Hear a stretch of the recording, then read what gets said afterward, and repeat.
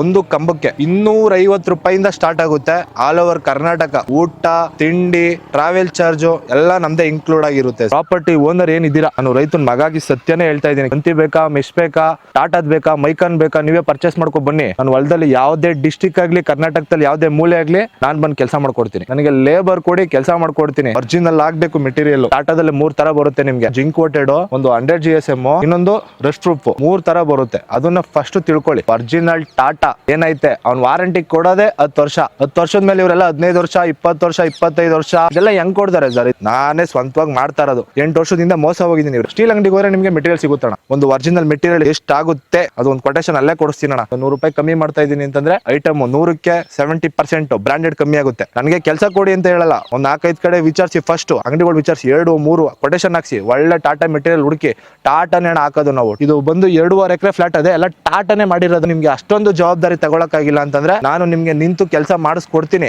ಕಲ್ಲೇ ಆಗ್ಬೋದು, ಮೆಟೀರಿಯಲ್ ಆಗ್ಬೋದು, ಎಲ್ಲಿ ಸಿಗ್ಬೇಕು ಅಂತ ಮಾಹಿತಿ ನನ್ನ ಕೇಳಿ. ಸರ್ ನಾನು 3 ತರ ಕೆಲಸ ಮಾಡ್ತೀನಿ ಸರ್. ಒಂದು ತಂತಿ, ನಾಟೆಡ್ ಮೆಶ್, ಒಂದು ಮೆಶ್, ಡೈಮಂಡ್ ಕಟ್ ಮೆಶ್. ಯಾರೇ ಹಾಕಿಸ್ಕೊಂಡ್ರು ಒಂದೇ ಮೆಟೀರಿಯಲ್ ಹಾಕೋದು, ಅದು ಒರಿಜಿನಲ್ ಮೆಟೀರಿಯಲ್ ಹಾಕೋದು.